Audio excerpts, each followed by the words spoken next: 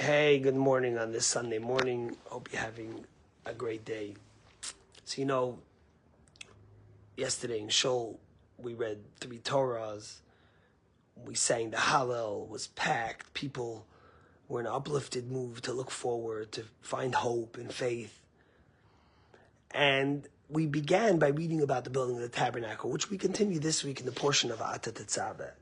And it's interesting, because throughout the ordeal of God commanding the Jewish people, God says 5 times in this week's Torah portion alone that it should be Kol Asher Nodva Liboy, whoever's heart and spirit inspires them to give. That's how they should give. That all the donations for the tabernacle had to be voluntarily and had to come from the heart.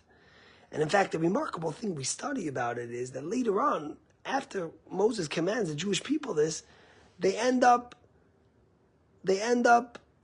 bringing so much that Moses had to tell them, stop.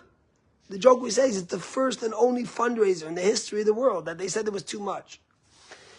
And it's interesting because when you speak about our connection to Judaism, do you do it with the heart or is it coerced? What the Torah is really telling us is that we have to come to understanding and a connection to Judaism where we're doing it because we love it, because we understand it, because we appreciate it, not because we're being forced to. The tabernacle traveled with the Jews for 40 years in the desert. And then it came to Shiloh in Samaria, where after over 300 years later, it was buried. It never was destroyed. Yet the temple that King Solomon built was destroyed. Now, if you know anything about the temple of King Solomon, the magnificence and the beauty and the sheer size and amount of gold and silver was so much greater than the tabernacle. Yet it got destroyed. And when you study a little bit, you see, and you read the book of Kings, you find out that King Solomon put a tremendous tax on the people and forced them into tremendous, almost like a labor camp, to build this temple that took 7 years. He had 30,000 stonecutters, 10,000 would go to Tyre, and they would rotate every 3rd month. He had 80,000, that was for the wood. Then he had 80,000 stonecutters and movers in Israel who would go to the mountains of Judea and Samaria and would cut the stone. If you go to the remnants of the temple today, you could still see part of that magnificent structure that King Solomon built. But it didn't last. Why? Because it was coerced. And in fact, after King Solomon passes away, the Jews come to his children, to his son, King Achav, who's going to take over and beg him to lighten the load, and they will be happy to serve. But it shouldn't be so heavy. And he refuses. And that ultimately led to the splitting between the tribes of Judah and the other 10 tribes, which ultimately led to the destruction of the Holy Temple, because they needed the unity to be able to survive. And it makes me think about our Judaism and what the Torah is trying to tell us in these portions when it speaks about the building of the tabernacle. That the Torah wants us to be inspired to do things with our heart, with our love, with our joy. And especially in the month of Adar, when we understand the strength of our Judaism.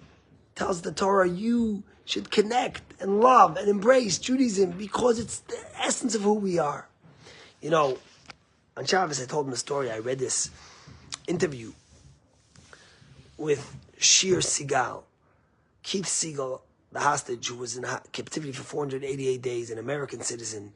His daughter gave an interview, and it was a remarkable interview. And she said our father was very secular. And when he came to captivity, he was tied up sometimes for days in darkness in the tunnels, and he heard all these prayers in Arabic. They were praying. And he felt that, how could I survive this captivity?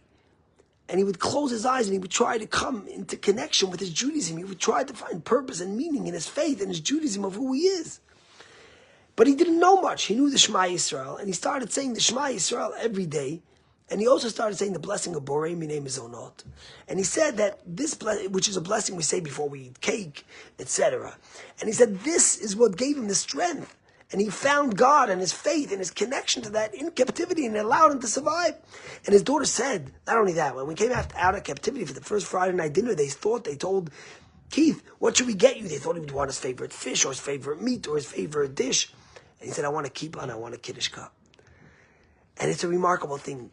And he said, I never said the blessing of Borei Minei Mezonot in my life. So how did he learn it in captivity? And he said something remarkable. Now one day his captors, the terrorists, Hamas, allowed him to watch Israeli TV. And he ended up watching a show which was speaking about the best restaurants in Tel Aviv.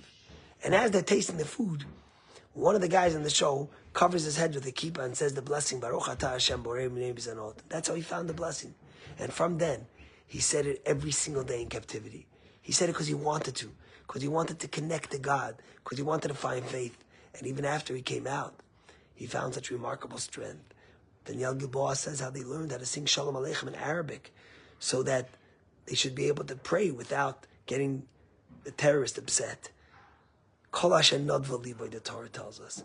Our connection to Judaism, to building an edifice to God, the real way we get God into our hearts, into our homes, into our buildings, into our sanctuaries, into our shuls, is by having the spirit of the heart, the connection to Judaism in a remarkable way. And that's what I've been seeing in shul.